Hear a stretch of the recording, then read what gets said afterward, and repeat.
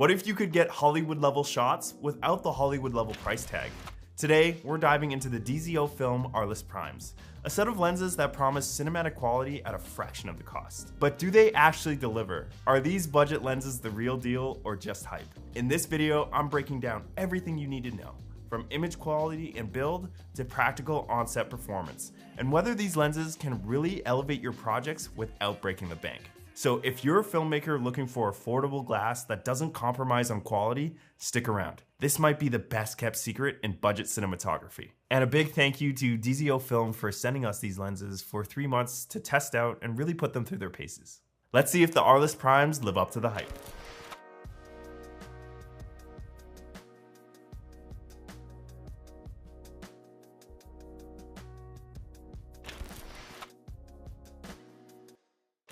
Alright, let's start off with the big question, image quality. Does the Arles Prime stack up against lenses that cost triple or even 10 times the price? Now, I remember when I first used these lenses, the moment I saw the first shot on the monitor, I thought, wait, this is from a budget lens? The Arles Prime brings character but also are sharp where you need it, which is perfect for the commercial look and the work I primarily do. If I were to compare these lenses to any other kit, it would be the Supreme Primes by Zeiss. This is due to the large format coverage and the commercial look that they provide. Although the Arles are faster with a lower t-stop, the Supreme Primes maintain sharpness all the way down to t1.8. The more common focal lengths in this kit have a t-stop of 1.4, but it's a bit too much for the work that I do. The edges are a bit mushy and the image is generally just washed out. Although this has its use cases for specific looks, I generally like to shoot these lenses at t2.8 to t4. So if you're after a balance of sharpness and softness, especially for those close-up shots with rich bokeh, these lenses might just surprise you. And let's be real, we've got options in the budget cine lens world. So how do these stack up against other lenses in the same range? There are so many options out there, and the Arles Primes stand up surprisingly well against the top line of lenses like we said before with the Supreme Primes, and mixes well with the DZOFILM's Vestwood Primes. They have a warmth and softness to their image that's ideal for narrative work. Other budget lenses often come off as more clinical, but the Arles Primes lean into the more artistic vibe that makes each shot feel more intentional. So if you're considering a lens upgrade and want something that delivers a bit more of a cinematic image, something with a little bit more character without losing quality, the Arles Primes are definitely worth a look. But image quality is only half the story, especially when it comes to being a cinematographer. A lens might look great, but if it can't handle the environment of a real shoot, it's not going to last long in your kit.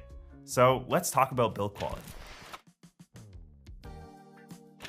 The biggest thing that surprised me are how these lenses feel. For a budget-friendly set of lenses, they're built like they're meant for higher-end productions. With an all-metal construction and a smooth focus throw, it's clear that these lenses aren't just built for weekend projects. They're ready to go in full, high-pressure set days. When you pick up one of these lenses, it has a very hefty feel to it, which is very important when you're trying to balance your camera, especially on a tripod.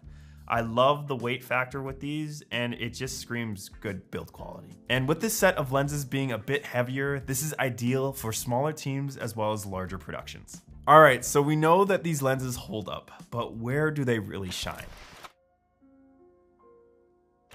Here's where I found they're ideal. If you're working on a narrative project or a cinematic commercial, or even a music video, the Arles Primes bring a look that's hard to beat. That said, these lenses may be less ideal for run and gun productions or documentaries, where you might want something a little bit more nimble. But if your main goal is creating a commercial look, you'll find that these lenses have no problem with that. We know the Arles Primes are built well, but a lens also needs to perform smoothly on set. Let's break down how they handle in real-world shooting. These lenses are PL mount with EF adapters included, so you'll just have to purchase the right adapters for your camera. I was impressed with the standardization of the position of the focus and iris rings across the whole set, in addition to a 95mm front diameter, so you don't have to swap out matte box mounts. That being said, you will have to invest in matte box ND filters or have a camera that has internal ND. And speaking of filters, the close focus on these lenses is amazing. This means that you don't have to swap to a macro or run diopters in front of your lenses. And with these lenses, I'm never held back as the lenses are built all the same. With the first ACs I worked with, it made their job a lot easier. But of course, as a cinematographer, the big question is, What do directors and clients think about the look that these lenses produce?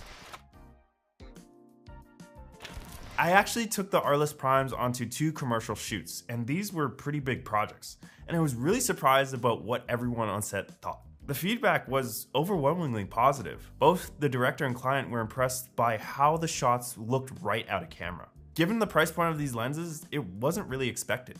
The warm tones and highlight roll-off really brought out the story's mood, something I usually associate with higher-end lenses. When a director and also client are just happy with everything that's coming together with their project, it gives me a huge confidence boost as a cinematographer. A big thing that people don't really talk about is optics on set. Working with lenses like these instills confidence in your clientele because they feel like they're working on a higher end production.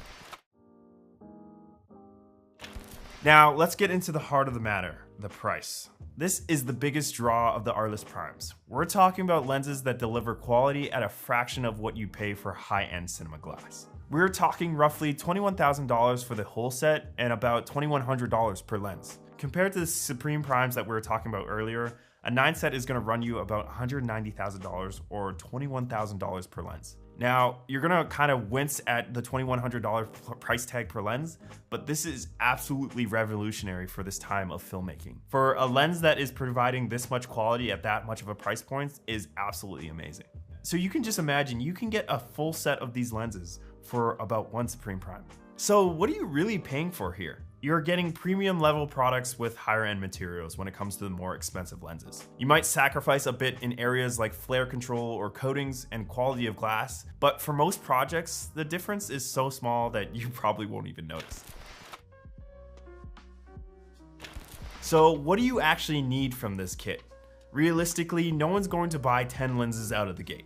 DZO offers an A kit which has the classic focal lengths such as 25, 35, 50, 75, and 100mm, but their B kit has an interesting set of focal lengths such as the 14, 20, 40, 135, and 180.